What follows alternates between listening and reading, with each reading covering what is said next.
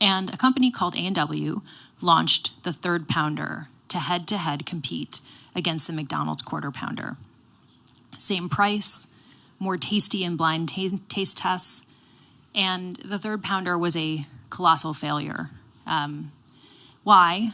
When they went and did the postmortem and asked consumers why they didn't want the third pounder that cost the same and was presumably more tasty, their answer was that they were getting ripped off because 3 is smaller than 4, which is true. But 1/3 is bigger than 1/4. And so this is a test of fractions where America failed. And, we can laugh, but we can also feel quite sad that is what's happening. But we can also feel quite hopeful because I would posit to you that we could bring any group of 4-year-olds in the state of Maryland, we could bring them here, and they would tell us every time, if we showed them pictures and objects, that 1/3 is bigger than 1/4. We could cut up cakes, we could cut up anything. And they would mostly think something was wrong with us because they would always know the answer. And so we are built to be able to know the answers to these questions if we can connect to our intuition, which is with pictures and objects.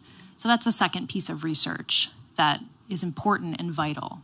The other thing I'd say really quickly on pictures and objects before moving on is that sometimes we think that pictures and objects is baby math, right? I happen to mention 3-year-olds and 4-year-olds. But actually, when you spend time with the most advanced STEM workers, they are drawing pictures. That is actually how they think about mathematics. And so it is those who are able to progress through STEM that have a picture of what's going on, and we can explicitly offer those pictures to everybody.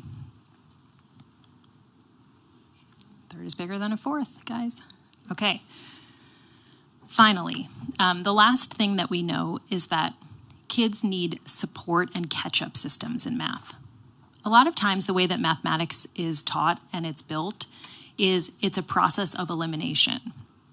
Now, if we believe that math is only an intrinsic ability, then of course, through the course of K-8, we are just eliminating people who do not have that intrinsic ability. That is not what they're doing in the countries that are 3x, 5xing our performance in mathematics. There are countries that have more students proficient in calculus than we have students proficient in algebra. And they do not take a mindset that they're trying to eliminate students and children as they go. They cherish their human capital, and they think that all kids can succeed. And to do that, we have to give kids more than one chance. It's not fair that as you move through mathematics, if you stumble, that you just fall off and you never get another chance. And actually, it is those children who succeed in mathematics who have built-in systems. It could be their families, it could be a teacher who cares, it could be luck, and they get to catch up. For example, that's what happened to me.